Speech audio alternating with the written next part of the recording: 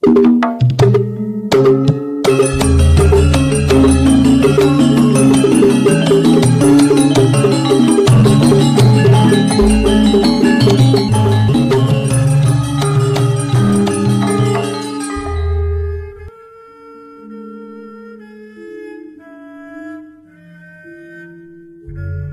Ibu, para kadang kinasih, simbah-simbah lan adik-adik, para rama suster brother berkah dalem Gusti. Sugeng rawuh wonten ing PDSK channel menika. Kados pundi kabar panjenengan? Mugi-mugi bagas kasarasan kesehatan kawilujengan tansah mengko kula panjenengan sami anggenipun kelampahi gesang ing dinten menika. Lan mugi-mugi lumantar panglimbang basa Jawi waosan Injil kula panjenengan sansaya saged nggayuh iman kapitadosan ingkang leres lan mantep. Langkung-langkung anggenipun kula panjenengan tansah setya mbangun relasi rohani kalian Gusti, saengga kula panjenengan sansaya saged ngraosaken sih katresnan dalem wonten ing gesang kula panjenengan. Salah setunggal cara anggenipun bangun relasi rohani kalian Gusti mawi sembayangan. Lan salah setunggal isi ning sembayangan sing paling lumrah menika ngaturake panuwun lan panyuwunan ing ngarsa dalem. Awit menapa gesang kula panjenengan menika nggih nugra dalem Gusti lan tansah winengku ing pangreksa dalem. Mila awake dhewe ya matur nuwun awit diparingi gesang saben dinten, saben jenggelek tangi awake dhewe matur nuwun Gusti tasih paring gesang.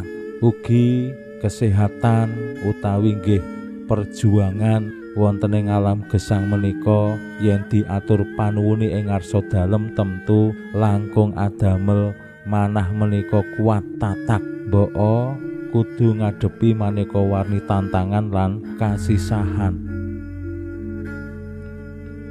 Sanesipun atur panuwun kula panjenengan nggih temtu ngaturake panyuwunan awit gesang kula panjenengan ing alam donya tanpa pangreksa dalem Gusti, tanpa pangayoman dalem awake dhewe mesti ya wasumelang. Kadangkala awake dhewe anggone nglampahi gesang menika ya grusak-grusuk tanpa mikir satset dasdes tundone apa sing tuwuh masalah. Kadangkala awake dhewe ya sok lali, sok lena saengga menapa awake dhewe gampil dumawah ing dosa. Gesang ing alam donya mboten namung mandheg rampung ing alam donya. Sing penting neng donya ki kepenak ning sedaya ingkang kula panjenengan lampahi ing alam donya menika dados srana anggenipun kula panjenengan gayuh swarga. Mila panyuwunan kula panjenengan mboten namung kagem keberhasilan gesang ing alam donya ning ya sansaya pantes ing sakmangkih anggenipun gayuh swarga. Waosan Injil dinten menika paring pitedah dumateng kula panjenengan sami. Kados pundi Lukas paring gegambaran bilih Allah menika estu maha tresna lan tansah paring kasembadan tumraping sedaya panyuwunan-panyuwunan kula panjenengan. Temtu panyuwunan sing masuk akal. Yen kula panjenengan ing ngarsa dalem Allah nyuwun dhuwit, Gusti Allah ora gawe dhuwit, Gusti Allah ora duwe bank. Yen kula nyuwun ing dalem Gusti nggih nyuwun kekuatan, nyuwun kesehatan, nyuwun akal sing pinter, manah sing kuat, sing sabar.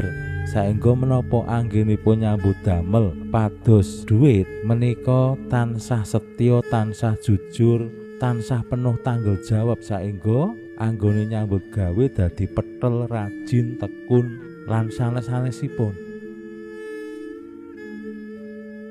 Lukas paring gegambaran Allah menika estu maha tresna lan adil tumraping titah dalem. Nah, kados pundi anggenipun nyariosaken? Monggo kita pirengaken sabda dalem Gusti ing dinten menika lan kita wiwiti kanthi sembayang sawetawis. Konjo ing asma dalem Yang Rama saha Yang Putra tuwin Yang Roh Suci. Amin. Suwawi sami munjuk Gusti Yesus sabda dalem Yang Rama ingkang sampun manjalma mugi karsa ngandika dhateng kawula wonten ing asepen ing telenging manah kawula kabikao kekiyatan lan panglipur ingkang manjing ing sabda dalem kapenuwana kawula mawi ra ing kawicaksanan dalem. Mugi-mugi Srana anggen kawula maos lan mirengaken sabda dalem, kawula sansaya nunggil ing sampeyan dalem. Amin. Waosan Injil kapetik saking Injil Lukas bab 18 ayat 1 ngantos dumugi 8. Nalika samono Gusti Yesus ngandikani para murid mawa pasemon supaya tansah padha gentur sembayangane pangandika dalem. Ing sawijining kutha ana jaksa sing ora wedi marang Allah lan ora merduli sapa-sapa. Lan ing kutha mau ana waranda sing saben-saben ngadhep lan matur, "Kula nyuwun adil kalian mengsah kula." Nganti suwe jaksa mau ora tumindak apa-apa, nanging suwening suwe banjur ngunandika, "Senadyan aku ora wedi Allah lan ora merduli sapa-sapa, nanging mbok rondo iki ngriseni. Mula dak adilane wae prakarane, kareben aja bola-bali mrene ngregoni." Gusti Yesus banjur ngandika, "Rungokno kandhane jaksa ala. Lah apa Gusti Allah ora bakal paring adil marang para pepilihan dalem sing rina wengi sesambat ing ngarsa dalem? Apa ya tega marang wong-wong mau? Aku kandha Gusti Allah tumuli bakal paring adil.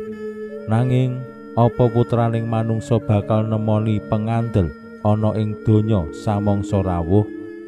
Makaten sabda dalem Gusti. Suawi sami munjuk. Gusti, kawula munjuk sembah nuwun karana sabda dalem.